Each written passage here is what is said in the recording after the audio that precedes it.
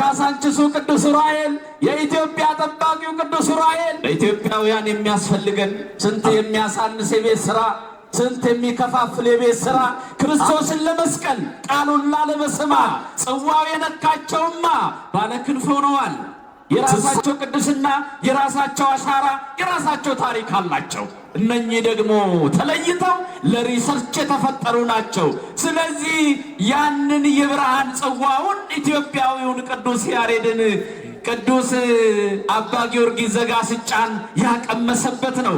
በሌላ መልኩ ዕዝራ ሱቱኤል እንዲሁ ጥበብ ተጠምቶ ጥበብ የተገለጠለት እሱ አባታችን ዕዝራ ነው። ስለዚህ ኢትዮጵያውያን የምንፈልገው ምን እንመሰላችሁ? ስንጠቀልለው የእሱ ሥራ እጹብ ድንቅ ነው፣ ሰፊ ነው። ምን ያስፈልገናል?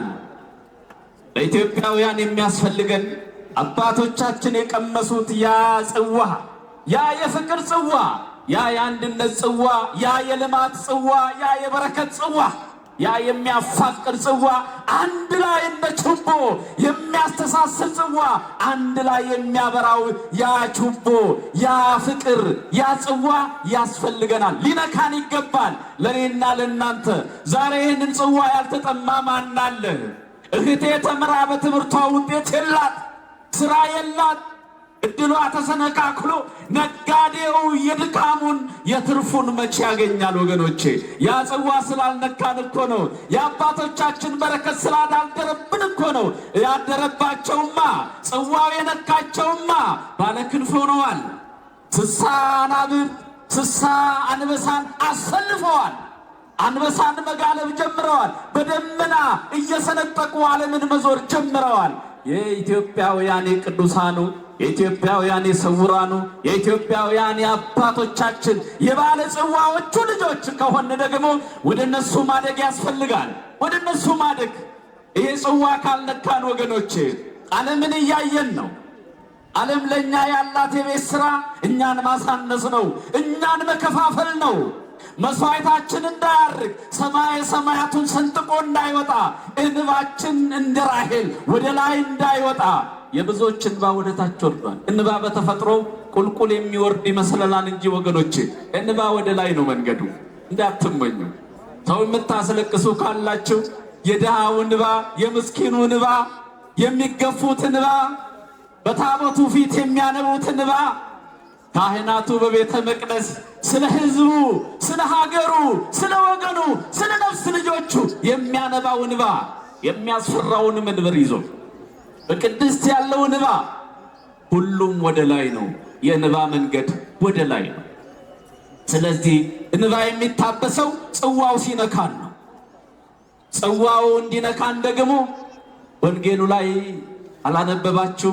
የዮሐንስ ወንጌል ምዕራፍ 2 ቁጥር 6 ላይ እነኛ በስድስቱ ድንጋዮች የተመሰሉት ድንጋዮቹን ሙላቸው የተሰኙት ለጊዜው ውሃ ተሞልተው ወደ ወይን ተቀይረዋል። ይሄን ለማለት አይደለም፣ በሌላ መልኩ ላሳያችሁ ፈልጌ ነው። በስድስተኛው መቶ ክፍለ ዘመን ክርስቶስን ለመስቀል ቃሉን ላለመስማት ሲተባበር የነበረው ዓለም ልቡ ድንጋይ ሆኖ ነበረ፣ አይምሮው ድንጋይ ሆኖ ነበረ። የሚያስተውል የለም። ይሰቀል ይሰቀል ብቻ፣ ይገፋ ብቻ፣ ይውረድ ብቻ፣ ይዋረድ ብቻ ነበረ። ያ አይምሮ ድንጋይ የሆነ አይምሮ ምን ይሁን አለ? ምን ይሁን ማለቱ ነው? በስድስቱ ቃላተ ወንጌል ይሞሉ ማለቱ ነው። በጥበባት ይሞሉ ማለቱ ነው። በአምስቱ ብሔረ ኦሪት ይሞሉ ማለቱ ነው። በሐዲሳቱ ይሞሉ ማለቱ ነው። በትምህርተ ነቢያት፣ በትምህርተ ሐዋርያት ይሞሉ ማለቱ ነው።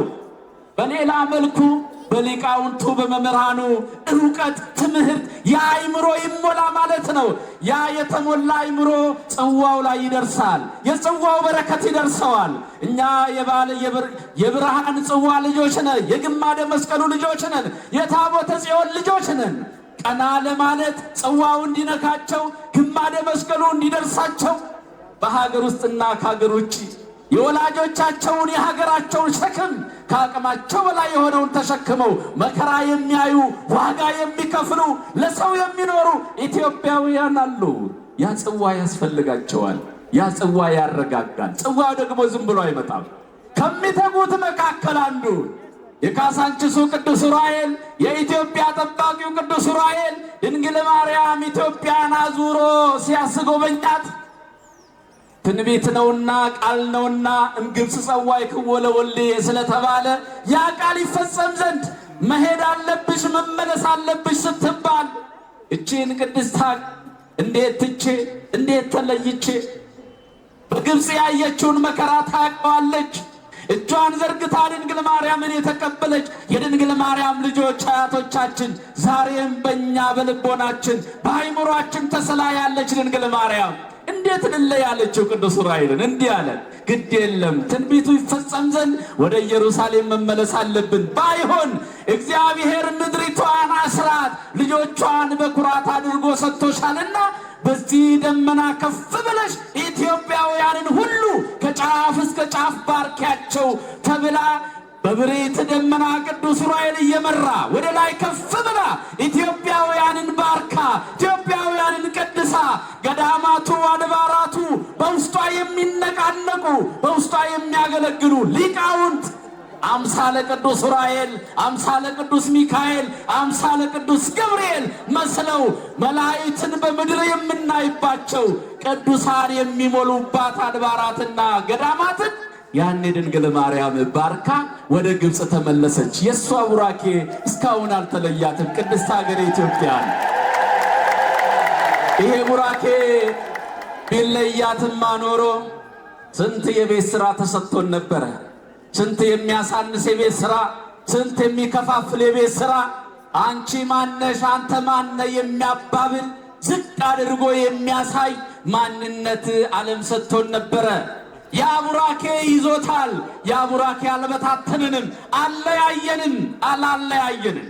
እንዲሁም አምሮብን ሰምሮብን ጸሎታችን ሰምሮ መስዋዕታችን ሰምሮ እያገለገልን እየተገለገልን እንገኛለን።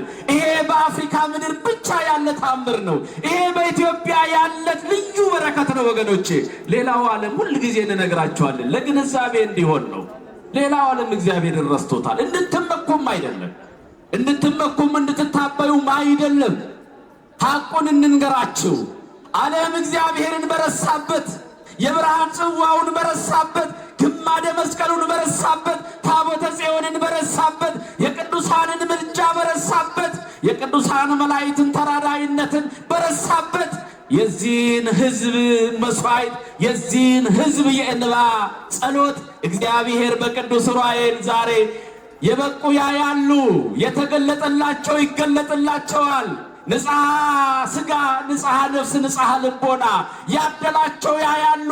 ቅዱስ ዑራኤል ያለ ዕረፍት በዚህ መካከል ሲንቀሳቀስ ጸሎታችንን ሲያሳርግ በካህኑ በጽና አማካኝነት ይዞ ሲወጣ ከፈጣሪው ምልጃን ይዞ ሲወርድ ለምስኪኑ ሕዝቤ ለምስኪኑ ወገኔ በረከትን ሲያድል የበቁ ያዩታል። ስራውን ግን አያቆምም።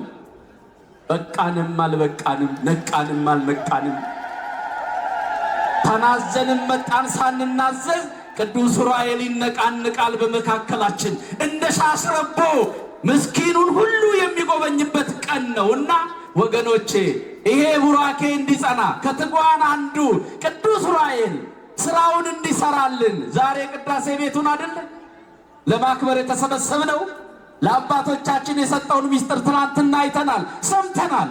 አዎ የዛሬዋን ቤተ መቅደስ ቅዳሴ ቤቷን ደግሞ ራሷ ቤተ ክርስቲያን የመሰረታትን የሰራትን ትሴባከ ቅድስት ቤተ ክርስቲያን ሶበትሪያ ያከበሪ በዕፀ መስቀል ብሎ ኢትዮጵያዊው ሊቅ ቅዱስ ያሬድ እንዳመሰገነው ታመሰግናለች።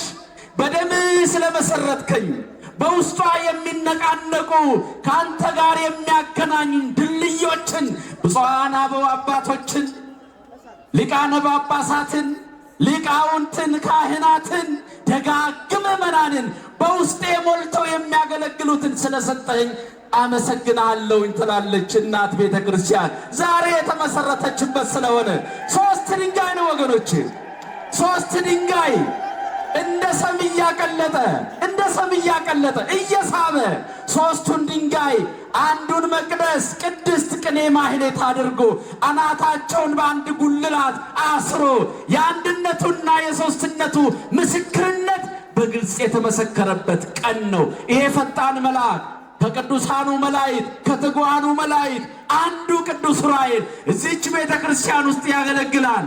ማንን? ካህናትን ያገለግላል፣ ምዕመናንን ያገለግላል። ትጉ ነውና እረፍት የለውም። ተግቶ ሁላችንን ይጎብኘን። ተግቶ አፍሪካን ይጎብኝልን። ቅድስት ሀገርን ኢትዮጵያን ይጎብኝልን። የቅዱስ ዑራኤልን ምልጃ የሚጠባበቁ በደጅ የወደቁ በስነ ልቦና የወደቁ መነሳት ያቃታቸው ሰው የረሳቸው የወገን ያለ የሚሉ ኢትዮጵያውያንን ሁሉ ትጉ ቅዱስ ዑራኤል ይጎብኝልን። ይቆየን።